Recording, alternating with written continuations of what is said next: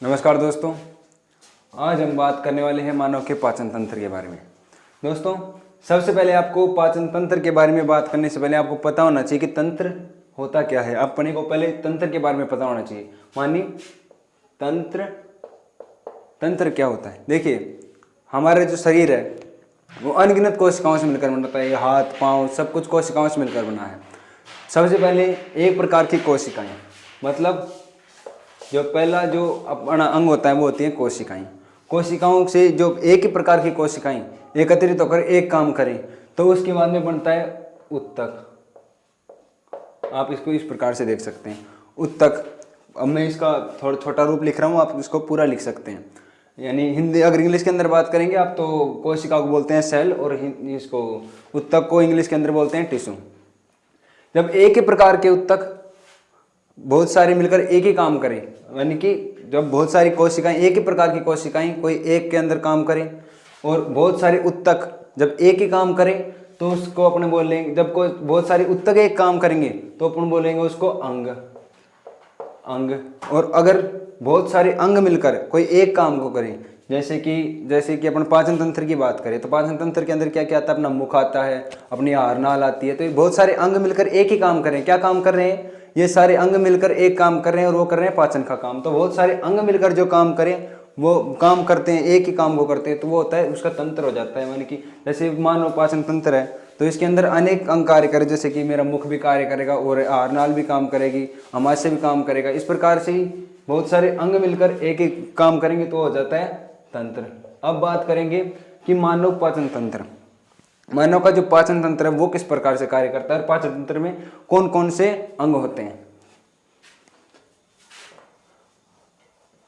देखिए, अब मानव पाचन तंत्र के अंदर समझने के लिए आपको दूसरी चीज समझनी जरूरी है, वो होती है पाचन। क्या है पाचन? देखिए, कोई भी अगर अपन मान लीजिए अपने रोटी खाते हैं तो रोटी इतनी बड़ी होती है, जो हमारी कोशिका होती है वो तो बहुत छोटी होती है। ऐसे तो नहीं कि वो अपनी कोशिका अपनी रोटी को खाएगी, वो तो खा नहीं सकती है। इसलिए क्या होता है कि जो बड़े रूप को अपन छोटे रूप में तोड़ते हैं। आप इस प्रकार को इसे परिभाषिक शब्द में इस प्रकार लिख सकते हैं, जैसे कि कोई जो जटिल अणु होते हैं, यानी जटिल अणुओं को कन्वर्ट करते हैं सरल अणुओं के अंदर। किसके अंदर? जो अपने सरल अणु होते हैं उनके अंदर कन्वर्ट करते हैं। देखिए, मुख्य रूप से तीन चीजों का पाचन होता है। जैसे कि लवण होगी, वो तो वैसे ही अपने अवशोषित कर ले जाते हैं, जैसे आंत मूत्र में जाएंगे तो वो अपने आप अवशोषित हो जाते हैं। मुख्य रूप से तीन चीजों को, जो बड़े अणु होते हैं उनके तीन चीजों के होते हैं, उनको छोटे अणु में तोड़ा जाता है। उनके अंदर अगर मान लीजिए आपको देखना है कि क्या क्या होते हैं वो तीन चीज। पहले तो होते हैं प्रोटीन। क्या होते हैं? प्रोटीन। और जो दूसरी चीज होती है प्रोटीन के अलावा जो होते हैं अपने कार्बोहाइड्रेट। आप इसको इस प्रकार से लिख सकते हैं शॉर्ट फॉर्म के अंदर, क्योंकि आपको नोट्स बनाने होते हैं। अगर आप इतना बड़ा बड़ा लिखेंगे तो आपको पहले देख के डर जाएंगे, तो आप छोटे फॉर्म में उसको लिख सकते हैं।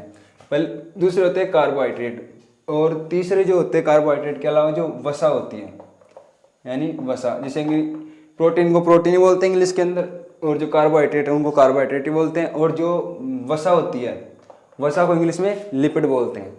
तो चलिए अगर बात करते हैं, अपन बात करें कि मानव पाचन तंत्र के अंदर किन दो भागों में बांट सकते हैं आप इसको। पहले तो होते हैं मानव पाचन तंत्र के अंदर जो अंग होते हैं। जैसे पहले जो मानव पाचन तंत्र के अंग कौन सा होता है? आहार नाल होती है।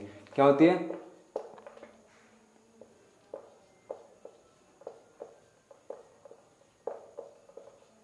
आहार नाल। इसकी लंबाई कितनी होती है आपको पता होना चाहिए, अंदाजन लगभग 9 से 10 मीटर, या अपन बोल सकते 30 से 32 फीट इसकी लंबाई होती है। किसकी? आहार नाल की।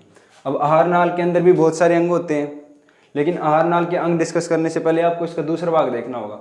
आहार नाल के साथ साथ पाचन के अंदर एक चीज और सहायता करती है, और वो चीज क्या होती है? पाचन के अंदर जो आहार नाल के अलावा जो कार्य करती है वो होते हैं इसके जो साथ की जो ग्रंथियां होती है। ग्रंथियां क्या काम करती है? ग्रंथियां जो है, ग्रंथियां काम करती है। ग्रंथियां मतलब आपको इसके अंदर अपने मानव के अंदर 3 ग्रंथियां होती है। पहली होती है अपनी जो अपनी लार ग्रंथि होती है। लार ग्रंथि अपनी जो मुंह के अंदर पाई जाती है, और दूसरी जो होती है अपनी यकृत ग्रंथि होती है। यकृत ग्रंथि। आपको एक चीज याद रखनी है, यकृत ग्रंथि ना कि अमाशय ना कि पाचन तंत्र की, बल्कि शरीर की सबसे बड़ी ग्रंथि है। एक जो कई बार जो जिस प्रकार से अपन बोले कि जीके टाइप के जो प्रश्न होते हैं उनके अंदर जो ये अपनी यकृत ग्रंथि आती है, मेन चीज है। हर एग्जाम के अंदर आपको पूछी जाती है कि मानव शरीर की सबसे बड़ी ग्रंथि कौन सी है, तो आपको पता होना चाहिए कौन सी है, यकृत ग्रंथि। और जो अपनी तीसरी जो ग्रंथि होती है वो होती है अग्नाशय ग्रंथि। अग्नाशय ग्रंथि सबसे जो ये सबसे बड़ी हो गई कौन सी, यकृत ग्रंथि। और जो तीसरी ग्रंथि है मेन, ये होती है अग्नाशय ग्रंथि। अब अपने को बात करनी है, इनको इंग्लिश में अगर आप देखना चाहें तो अग्नाशय को पैंक्रियाज कहते हैं, और यकृत को आपको पता है इसको लीवर कहते हैं, और लीवर ग्लैंड, और जो लार होती है इसको शायद सलाइवरी ग्लैंड ऐसे बोलते हैं इसको। अपने अब आहार नाल के अंदर बात करते हैं। आहार नाल के अंदर अगर आपको देखना हो तो आहार नाल के अंदर लगभग आप शुरू से इसको अंग देख सकते हैं। जिस प्रकार से आहार नाल का हर कोई पार्ट होगा, नीचे मतलब मुख से लेकर और जो गुदा तक का भाग होता है वो आहार नाल के अंदर आता है। पहला आता है मुख, मुख पहला क्या आएगा, मुख आएगा। मुख के अंदर अपने क्या क्या होते हैं अगर आप बात करना चाहिए, पहला मुख हो गया, मुख आप मुख को देख रहे हैं, मुख के बाद में पहला मुख हो गया। दूसरा आएगा अपना क्या, मुख के बाद में क्या आता है, यानी ग्रसनी। क्या आता है, ग्रसनी आती है। ग्रसनी के बाद में क्या आता है, जो अपनी ये वाली है ये क्या है, ग्रास नली।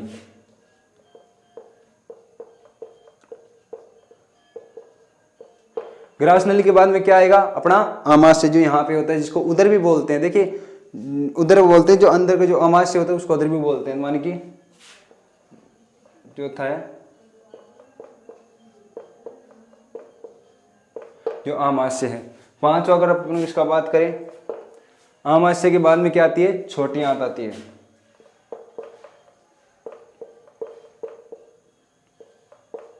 छोटी आंत के बाद में बड़ी आंत।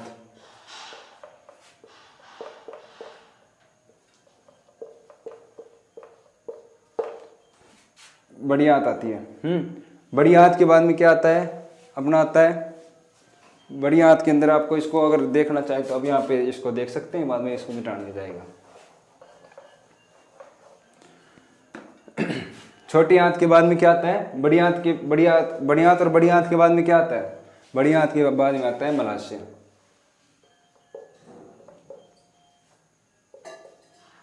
और मलाशय के बाद में क्या आता है, गुदा। गुदा मानी एनस। देखिए अब अपन बात करते हैं मुख की। देखिए ग्रंथियां जो हैं वो अपन अगले पार्ट के अंदर डिस्कस करेंगे। अपन पहले क्या देखेंगे, पहले अपन देखेंगे मुख।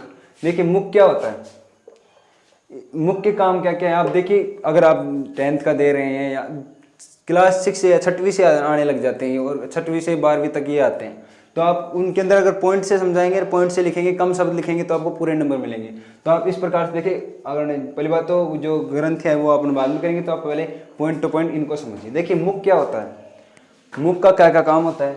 मुख पहला तो अंतर्ग्रहण। अंतर्ग्रहण का मतलब आप समझ गए होंगे, माने कि मुख से अपन भोजन को अंतः ग्रहण करते हैं। अंतःग्रहण के बाद में क्या होता है, मैंने आपको कहा जो बड़े अणु है उनको छोटे अणुओं में तोड़ने। ये जो अपने दांत होते हैं वो क्या काम करते हैं, अपने जो निवाला लेते हैं, कुछ भी लेते हैं, उनको भी छोटे छोटे अणुओं के अंदर बांटते हैं। तो मुख के अंदर अंतःग्रहण, और ये क्या होता है, पाचन शुरू हो जाता है। मुख दांत चलेंगे तो टूटने लगेगा तो पाचन शुरू हो जाता है।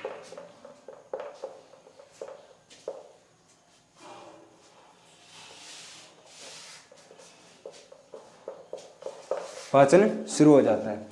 देखिए पाचन शुरू होने के बाद अगर बात करें कि पाचन शुरू हो जाता है इसके अंदर, और अब इसको बात करेंगे अपन कि मुख में कौन कौन से अंग कार्य करते हैं और भी क्या क्या कार्य करते हैं।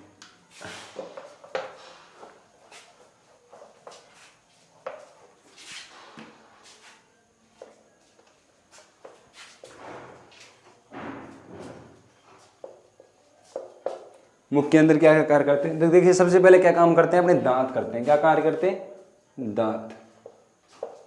ये अपन बोल सकते हैं इसको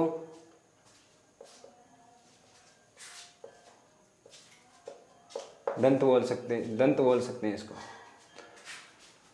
दांत या दंत। इंग्लिश में इसको बोलते हैं टिथ। तो देखिए अपने मानव इंसान के अंदर क्या होता है, 4 प्रकार के दांत होते हैं। पहला होता है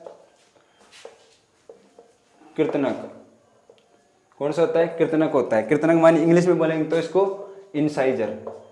फिर दूसरा क्या होता है? दूसरा इसके अंदर आते हैं अपने रदनक। रदनक मानी इंग्लिश में क्या बोलेंगे इनको? कैनाइन। तीसरा क्या आता है? तीसरा आता है अग्रचर्वणक, मानी कि अग्रचर्वणक। अग्रचर्वणक आते हैं। अग्रचर्वणक मानी प्रीमोलर। कौन सा था? प्रीमोलर। और फिर आते हैं अपने चर्वणक। चर्वणक उसको क्या बोलते हैं? मोलर। जो देखिए कृतनक का कार्य होता है, जो अपने सामने के जो दांत होते हैं ना, इनको बोलते हैं कृतनक। जो क्या काम करते हैं? जो काटने का कार्य करते हैं। क्या करते हैं? काटने का कार्य। आपने कोई केला लिया तो आप सामने वाले दांतों से उनको पहले काटते हैं, तो क्या होते हैं ये कृतनक के क्या जो इंसाइजर होते हैं क्या काम करते हैं? जो काटने का कार्य करते हैं। और जो रदनक होते हैं ये अपने को यानी माने कि कैनाइन। कैनाइन क्या होता है? अपने मांसाहारी जो पशु होते हैं जैसे शेर हो गया, कुत्ता हो गया, इनके अंदर अपने को रदनक मिलते हैं। रदनक कितने मिलते हैं? अपने को क्या काम करते हैं? चीरने का, चीरने का कार्य करते हैं। और जो अग्रचर्वणक है ये भी चबाने का कार्य करते हैं। चबाने का। और जो चर्वणक है ये भी चबाने का ही कार्य करते हैं। अब दांत के बाद में आपको देखिए दांत का एक सूत्र और है। आपको एक चीज और देख लिए, दांत जो एग्जाम के अंदर आपको लिख के आनी है या फिर आप कॉम्पिटिटिव एग्जाम में जाएंगे तो भी आपको जीके के रूप में पूछ सकते हैं। तो आपको जो है क्या नाम इसका, ये जो दांत का जो सूत्र है वो आपको देखना है। आप दांत का सूत्र जो होता है 21/21 मल्टीप्लाई बाई 2। अब देखिए रदनक मानी इंसाइजर, और जो अपने जो कैनाइन होते हैं ये, और जो दो मानी कि प्रीमोलर और ये मोलर, 4 दांत हो गए। अब आपको देखना है इनको बांट कैसे रखा है। देखिए अपने जो मुख होता है उसको आप 4 भागों में इस प्रकार से बांट सकते हैं। इस प्रकार से बांटेंगे या फिर इस प्रकार से, तो 2 हो गए, एक इधर एक इधर, यानी इधर क्या होंगे? आप इनको 2 गुणा करके देख सकते हैं, मानी 2 इधर इंसाइजर मानी कृतनक, और 2 इधर इंसाइजर मानी 4 कृतनक। मानी कि ये ऊपरी की बात हो रही है, अगर इधर ऊपर की बात हो रही है तो इधर भी ऊपर की बात हो रही है, मानी कि 2 × 2 मानी 4 कृतनक ऊपर है और 4 ही कृतनक नीचे है। 4 + 8 तो अपने कितने कृतनक है। उसके बाद में अपने इंसाइजर, इंसाइजर मानी 2 × 2, अपने को 8 तो हो गई अपने इंसाइजर, और जो अपने कैनाइन है जो रदनक दांत हैं उनको अगर 2 से गुणा करेंगे तो 2 × 2 और 2 दूनी 4 ये हो जाएंगे, और 2 दूनी 4 और 4 4 8 ये हो जाएंगे, और 3 दूनी 6 और 6 6 12 ये हो जाएंगे। आप इनको जोड़ के देख सकते हैं, ये इनका योग 32 होता है। इनका योग कितना होता है? 32 होता है। और आपको एक चीज़ और ध्यान में रखनी है इनके बारे में, जो मानव के जो दांत होते हैं ये 2 प्रकार के होते हैं। कितने प्रकार के होते हैं? 2 प्रकार के, मतलब प्रकार नहीं कह सकते, इनका जो लक्षण है वो कह सकते हैं। पहली बात तो मानव के अंदर दांत 2 बार आते हैं। कितने बार आते हैं? 2 बार। एक तो दूध के दांत जिनको मैं जो मिल्क टीथ बोलते हैं, और जो अस्थायी होते हैं, मानी कि कितने बार आते हैं? 2 बार आते हैं। द्विबार दंती, मानव क्या है? द्विबार दंती। दूसरा अपने जो दांत होते हैं मसूड़ों के अंदर लगे होते हैं, इसलिए इनको क्या बोलते हैं? गर्त दंती। गर्त दंती, मानव क्या है? गर्त दंती है। अब जो दांत हैं वो कंप्लीट हो चुके हैं। इसके बाद में अपनी जो आएगी मुख के अंदर और क्या काम करती है? अपनी जीभ करती है। देखिए जीभ का कोई ज़्यादा कार्य नहीं होता है। जीभ के अंदर अपन बात करेंगे तो पहले तो अपने भोजन के अंदर इसका लार मिलाना काम होता है। जब बार बार में हिलाएगी तो क्या होता है? लार मिल जाती है भोजन के अंदर। तो और पहले दूसरी बात क्या होती है? मेन काम इसका क्या होता है? मेन काम होता है स्वाद का ज्ञान का जो ज्ञान है, ज्ञान करवाती है। स्वाद का ज्ञान करवाती है जीभ स्वाद का ज्ञान करवाती है, और क्या करती है? भोजन के अंदर भोजन को लसलसा बनाती है लार मिला करके, यानी लार को मिलाना। इनका ये एक मुख्य कार्य होते हैं। फिर अपन इसकी बात करेंगे, इसके बाद में बात करेंगे अपन जीभ के बाद में क्या आती है? जीभ के बाद में आती है अपनी ग्रसनी, जो यहाँ पे गले से जो ऊपर का भाग होता है ये वाला, ये क्या होता है? ग्रसनी होती है। ग्रसनी देखिए, अगर आपको कोई भी चीज़ हो, जैसे पुष्प हो गया, कोई भी चीज़ हो, अगर आपको उसके अंदर उभय जुड़ जाए, आपको अगर उसके अंदर कोई शब्द उभय आए, यानी कि अब मैं आपको यहाँ पे एक शब्द बताता हूँ, उभय, मतलब कि उभय द्वार ही होती है ये, उभय द्वार, मतलब कि उभय द्वार बोलते हैं इसको। तो आपको पता होना चाहिए उभय का अर्थ क्या होता है। जब भी उभय आएगा ना, तो उभय का अर्थ होता है, जैसे मान ली फूल के लिए आता है, तो फूल के लिए उभय लिंगी, माने कि उसके अंदर जो स्त्री केसर होगा और पुंकेसर दोनों होंगे। उसी प्रकार से उसके अंदर जो दो काम होते हैं, तब वहाँ पे उभय जुड़ जाता है। तो आपको ये पहले तो ये ध्यान रखना चाहिए, ये उभय द्वार होता है। उभय द्वार का अर्थ क्या होता है, इसी के अंदर से तो भोजन जाएगा और इसी के अंदर से श्वास जाएगी। और आपको सोच रहे होंगे फिर अपन भोजन खाते हैं, जो श्वास नली में क्यों नहीं जाता है? तो इसके लिए जो भगवान ने अपने लिए फिक्स कर रखा है, वो क्या कर रखा है, एक टर्म आप यहाँ पे पढ़ेंगे, घाटी ढक्कन।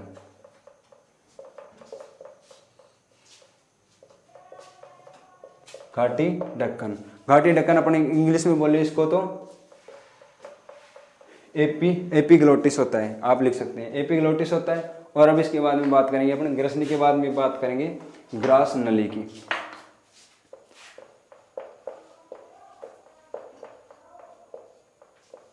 ग्रास नली, देखिए ग्रास नली क्या होती है, कोई सीधा जो यहाँ से और यहाँ तक का जो पार्ट होता है, ये होता है ग्रास नली। ग्रास नली के अंदर मुख्यतः क्या क्या चीज़ होते हैं, आप इसको पॉइंट के रूप में नोट कर सकते हैं। इसकी लंबाई, सबसे पहले लंबाई होती है इसकी 25 सेंटीमीटर होती है। उसके बाद में इसके अंदर एक विशेष प्रकार की गति पाई जाती है।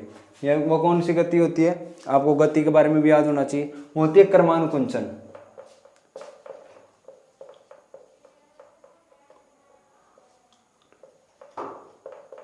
और जो इंग्लिश वाले लिखेंगे, इसको लिखेंगे पैरासाइटिक मोशन। पैरासाइटिक मानी कर्मानुकुंचन और मोशन मानी गति। आप इसको इस प्रकार से लिख सकते हैं। और इसके बाद में ग्रास नली की मुख्य चीज़ यही, बस यही बातें हैं, और कोई इसकी ग्रास नली की बात नहीं है। अब अपने को तीसरी चीज, ग्रास नली के बाद में क्या आता है, अपना आमाशय आता है। देखिए आमाशय बहुत महत्वपूर्ण भाग है। इसका जो आकार है वो अंग्रेजी वर्णमाला के जे के समान होता है इसका आकार। और ये क्या होती है, थैलीनुमा संरचना होती है।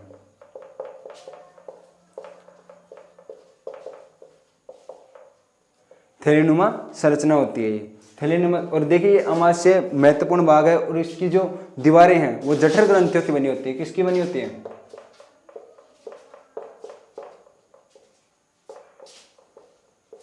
जठर ग्रंथियों की इनकी दीवारें बनी होती हैं। और जठर ग्रंथियों की दीवारें बनी होती है, तो अलग जो इसके अंदर जो बात नहीं है, तो वो ये है कि स्राव तो करेंगी, क्योंकि जठर ग्रंथियां स्राव करती हैं। तो इसके अंदर जो मुख्य स्राव होता है वो बाकी तो अपन जो अलग ग्रंथियां पढ़ेंगे उनके अंदर बताएंगे, लेकिन जो आमाशय के अंदर जो मुख्य जो ये जठर ग्रंथियां जिनका चीज़ों को श्रावण करती हैं, उनको अपन बोलते हैं HCl। HCl जो होता है हाइड्रोक्लोरिक अम्ल। और ये देखिए इतना ज़्यादा एसिडिक होता है, इसका जो pH मान होता है, pH मान आप समझते होंगे, एक पैमाना है जिसके ऊपर अम्लीय या क्षारीय जो वो होते हैं उनको इनके अंदर नापा जाता है। मानिए इसका pH मान आप अनुमान लगा सकते हैं कि 2 होता है। pH मान कितना होता है, 2 होता है। ये इतनी ज़्यादा अम्लीय होती है। और इनके अंदर जैसे कि आप हिंदी भाषा में बोलते हैं तेजाब, वो एक प्रकार का तेजाब होता है। और जो ऑक्सेंटिक जो कोशिकाएं होती है वो इसका स्राव करती है, आप लिख सकते हो। और अगर आप एग्जाम में इस प्रकार से पॉइंट बना के लिखेंगे तो आशा है कि आपके नंबर ज़्यादा हैं। अब आमाशय के बाद में जो है, और एक चीज़ और याद रखनी है आपको, आमाशय के अंदर भोजन लगभग 3 से 4 घंटे तक रुकता है। और अपने को आमाशय के बाद में जो आती है वो आती है छोटी आंत। छोटी आंत आती है। देखिए छोटी आंत क्या होती है, ये नाम की छोटी है, बल्कि इसकी जो लंबाई होती है, जो मानव शरीर की जो मतलब कि आहारनाल, जो अपनी आहारनाल है, जो पाचन तंत्र है, उसका सबसे लंबा भाग यही होता है। तो आप बोलते हैं भैया इसको छोटे आंत क्यों बोलते हैं, तो देखिए इसका व्यास कम होता है। आपको व्यास तो पता ही होगा, जैसे मान लीजिए ये कोई गोला है, तो इसका जो ये केंद्र से जो दवाई जो 2 किनारों को मिलाती है इसका व्यास होता है, और आधी होती है त्रिज्या होती है। तो आप इस प्रकार से समझ सकते हैं व्यास क्या होता है। तो मानव जो छोटी आंत होती है, मानव पाचन तंत्र का सबसे बड़ा अंग है। और छोटी आंत इसलिए कहा जाता है क्योंकि इसका व्यास कम होता है, व्यास कम होता है। और इसकी लंबाई लगभग 6 से 7 मीटर तक होती है। इसकी एकल्य की लंबाई 6 से 7 मीटर तक होती है। और मुख्य रूप से पाचन भी इसी के अंदर होता है। पाचन और मुख्य रूप से मुख्य रूप से पाचन व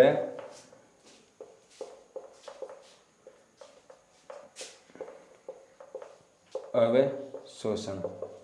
मुख्य रूप से पाचन और अवशोषण इसी के अंदर होता है, क्योंकि इसके अंदर एक संरचना पाई जाती है जो अपनी अंगुली के समान होती है। इस प्रकार से आप इसको समझ सकते हैं। जैसे कि मान लीजिए ये छोटी आंत की अगर अपने को संरचना की बात करें तो ये इस प्रकार से समझ सकते हैं, क्योंकि आप देखना चाहेंगे कि अगर यहाँ से यहाँ तक अपन ऐसे दूरी लगाएं तो ये बहुत कम होती है, लेकिन अगर आपको इस प्रकार से अगर आपको अंगुलीनुमा संरचना बन जाती है तो इसका जो क्षेत्र है ये बढ़ जाता है। आप देख पा रहे होंगे, इसको बोलते हैं अपने रसांकुर। रसांकुर बोलते हैं इसको, रसांकुर बोलते हैं इसको। रसांकुर क्या होते हैं आप समझ रहे होंगे, जब भी भोजन पच जाता है इसको उसके अवशोषण के लिए काम में आते हैं। और अवशोषण का जिस प्रकार से अंगुलीनुमा संरचना क्यों बनती है, क्योंकि इसका व्यास बढ़ जाता है, सॉरी व्यास नहीं, इसका क्षेत्रफल बढ़ जाता है इसका, इसलिए ये आते हैं यहाँ पे। अब इसके बाद में जो है यहाँ पे पाचन हो जाएगा और पूर्ण रूप से अवशोषित हो जाएगी ये। फिर इसके बाद में आती है बड़ी आंत।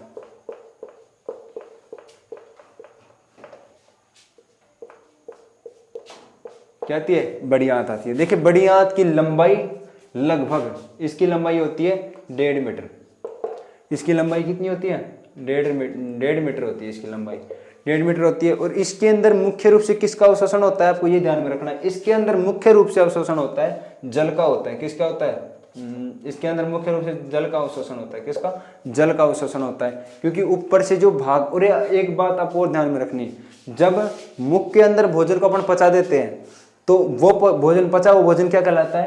क्या कहलाता है? बोलस। और जब आमाशय से जो भोजन निकलता है उसको क्या बोलते हैं अपन? जो आमाशय से जो भोजन निकलेगा उसको बोलते हैं अपन काइल। ये आपको याद रखना है। जो भोजन जो मुख से, आहारनाल के अंदर जो मुख से निकल गया, देखिए मुख तक अपने कंट्रोल में रहता है, लेकिन जब मुख से निकल गया तो क्या उसको क्या बोलेंगे? अपन बोलस बोलेंगे। और जो आमाशय से निकल गया उसको अपन क्या बोलेंगे? उसको काइल बोलेंगे। काइल क्या कहलाता है? जो छोटी आंत से, सॉरी आमाशय से जो निकला हुआ भोजन होता है वो क्या कहलाता है? काइल कहलाता है। काइल के बाद में आप इसको नोट कर सकते हैं। काइल आपको पता चल गया किसको बोलते हैं। और 1.5 मीटर लंबी छोटी बड़ी आंत होती है, और इस तक आते आते अधिकतर सा पाचन हो चुका होता है। बड़ी आंत के बाद में जो बड़ी आंत के अंदर जो सबसे बड़ी जो अलग बात है वो ये है कि इसके अंदर सिर्फ और सिर्फ जल का अवशोषण होता है। इसके बाद में ये सारा कहाँ पे जाके स्टोर होता है? ये सारा जाके होता है मलाशय में। ये सारा कहाँ पे जाके होता है? स्टोर होता है। जो जल का अवशोषण होने के बाद जो शुष्क भाग होता है, ये मलाशय के अंदर जो अपशिष्ट पदार्थ है, जो अपशिष्ट पदार्थ है, ये सारा कहाँ पे जाके स्टोर होएगा? इस मलाशय के अंदर। क्या मानी स्टोर, यानी हिंदी के अंदर अपन बोले तो संग्रहण। कहाँ पे संग्रह होगा? इसका मलाशय के अंदर होगा। और मलाशय के बाद में जो अंतिम भाग है उसको अपन बोलते हैं गुदा। गुदा क्या होती है? एक अपने को इसकी इंग्लिश में बोलना होता है, इसको बोलते हैं एनस। गुदा के जो बाद में होता है, जो इसको शरीर के द्वारा, शरीर से इसको बाहर निकाल दिया जाता है। क्या? अपशिष्ट के रूप में इसको बाहर निकाल दिया जाता है, बाहर निकाल दिया जाता है। और तभी अपने सुबह 5 बजे रिमाइंडर बजता है और अपन बाहर जाके अब शौचालय में जाके इसका निष्कासन कर देते हैं। दोस्तों इसी प्रकार से आपको टॉपिक टू टॉपिक रेगुलर जो वीडियो मिलेंगे, इसलिए आप जो ज़्यादा से ज़्यादा शेयर करें, ताकि जो अपने जो अफोर्ड नहीं कर सकते हैं, जिस प्रकार से शुल्क लगा रहे हैं, तो उनके अंदर आपको सहायता मिल सकती है। ठीक है, धन्यवाद।